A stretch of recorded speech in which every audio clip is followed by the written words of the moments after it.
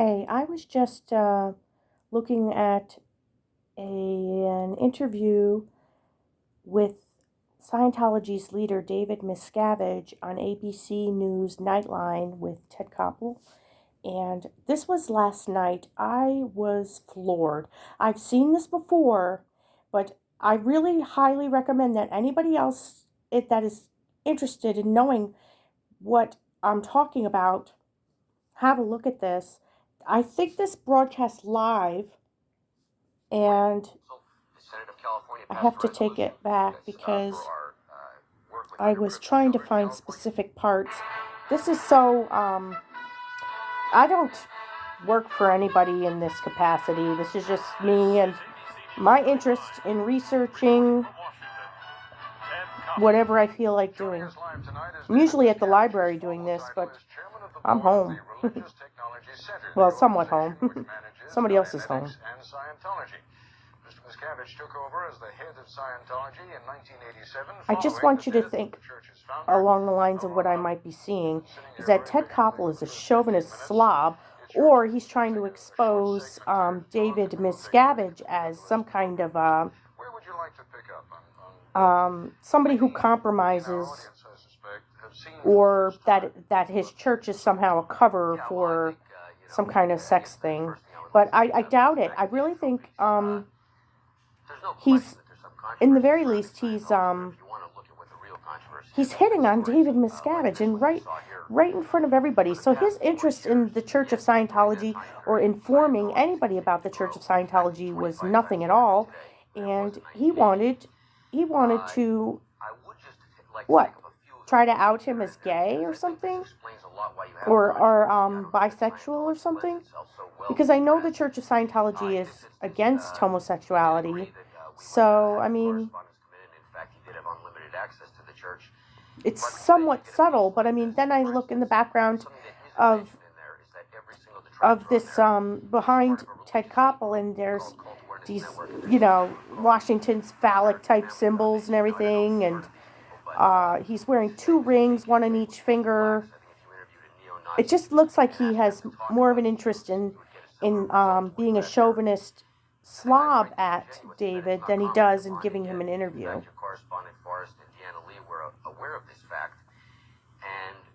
Not only that is the source of where they realize there's a little bit of a problem in getting people to talk. So nobody should be broadcasting what I do. I post to YouTube, and I get like 5 views on my YouTube accounts, and everybody's saying it's globally renowned, my YouTube accounts. Well, somebody's robbing me. They're making me feel like I don't do anything good. I know that I'm a wise ass, but that's after I've put up with days of mistreatment. Before this show that has many detractors, same ones. So they're not really frightened. That's a good story. Actually, that was the book. It was a collection of articles that has been written about you. No, what I was saying is the reason, perhaps, that we only hear from those folks is that there are a lot of other people who might be considered detractors of the church, and they, who do not belong to any organization, are quite frankly afraid to come out and speak. Well, I'm sorry. That story doesn't hold water. Well, I want you to look up David Miscavige and onto YouTube and check it out yourself. I mean, you could see. I mean, he's like touching his ring finger. I love my wife, but then he's touching his right hand ring finger and all these other games. Like, what is that all about?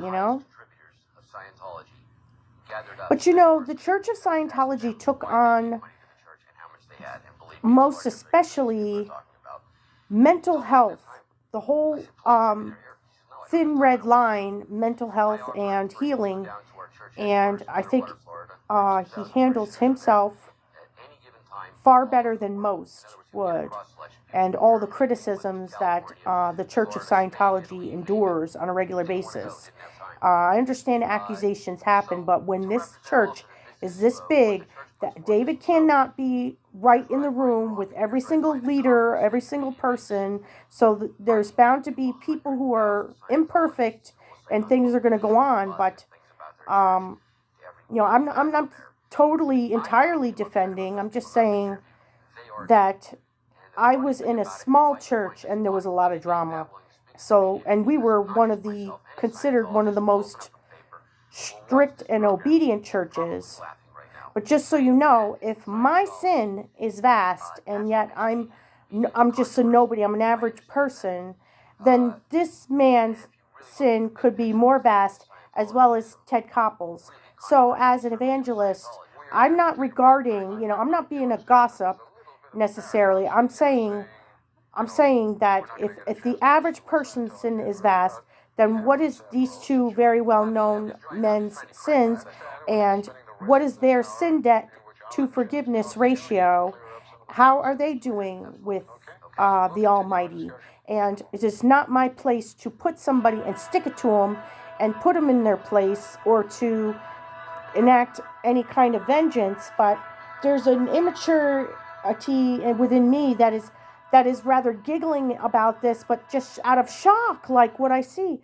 Like Ted Koppel said, "Oh, we'd like to have you on for a live show," and this is live, and now David is there live and can't walk off this live set, and it's just, who knows what it was going to be, unless they agreed to what he was going to say and ask. And I originally saw this and was pissed off because I didn't get to find out anything.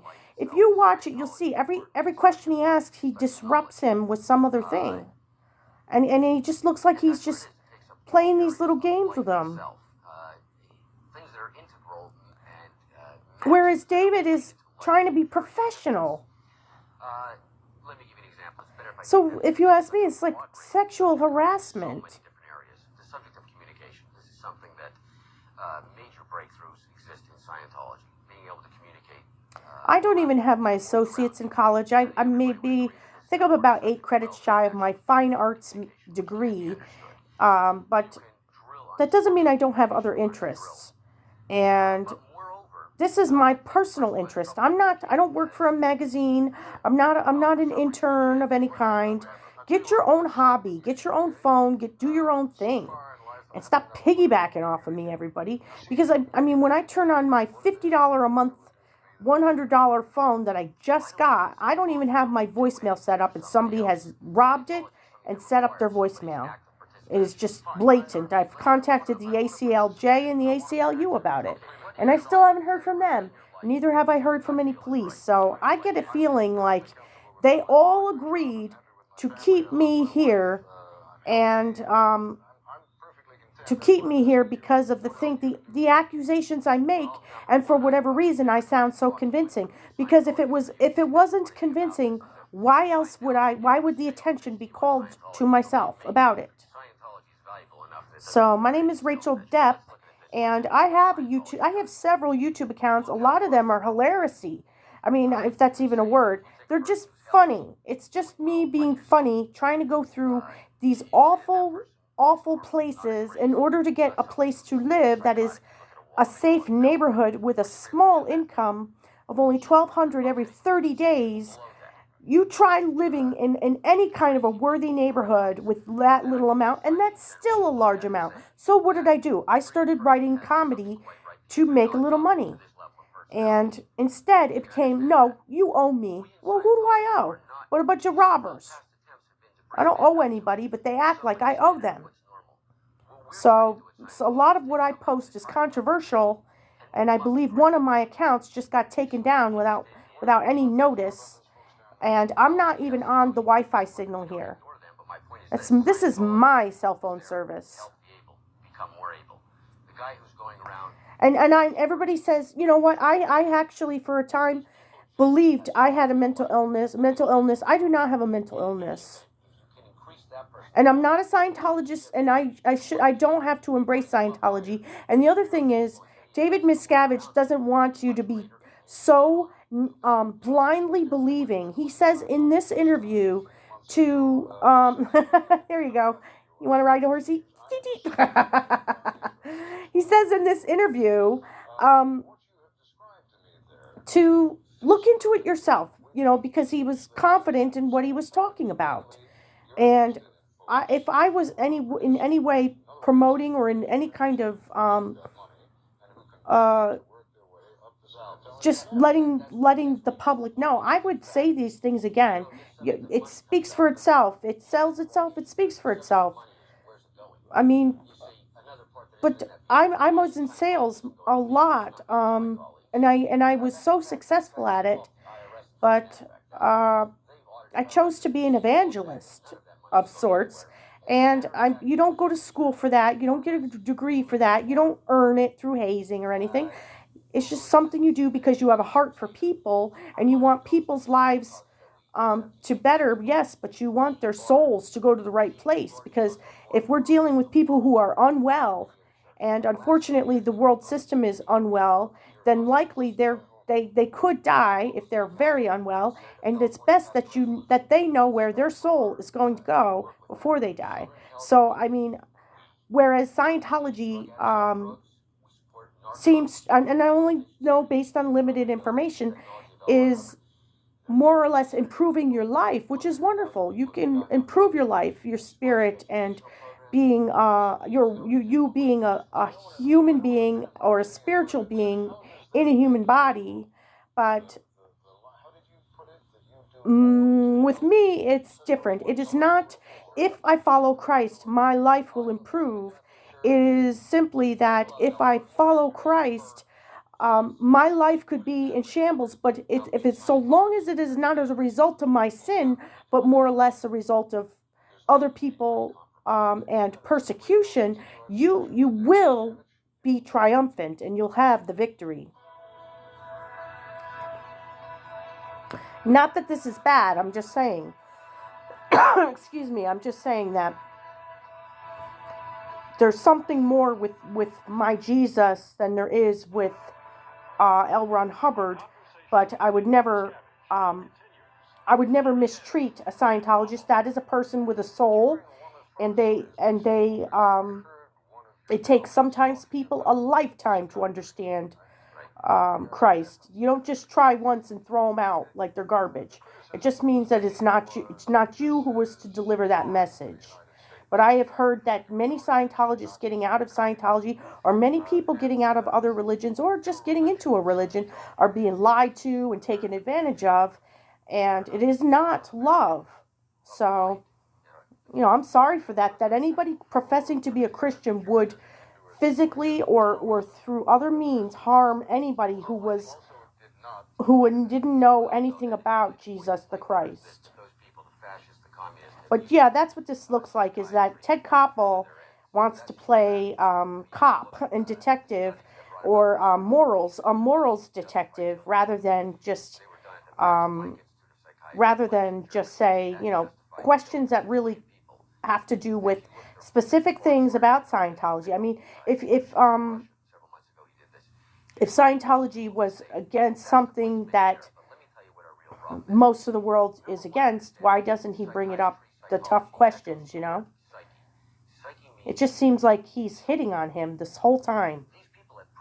But it's so obvious that maybe he thinks he knows something about David and wants to embarrass him and jar him while on a live a live show. But to understand what this was, this is not something that we started. In fact, 22 days after Dynamics to Modern Science of Mental Health came out. But what heroes, and they do wonderful work. You can have all these wonderful works, but still lack faith in Jesus Christ. But it's faith the size of a mustard seed that can move the mountains in your life. So Scientology does good works.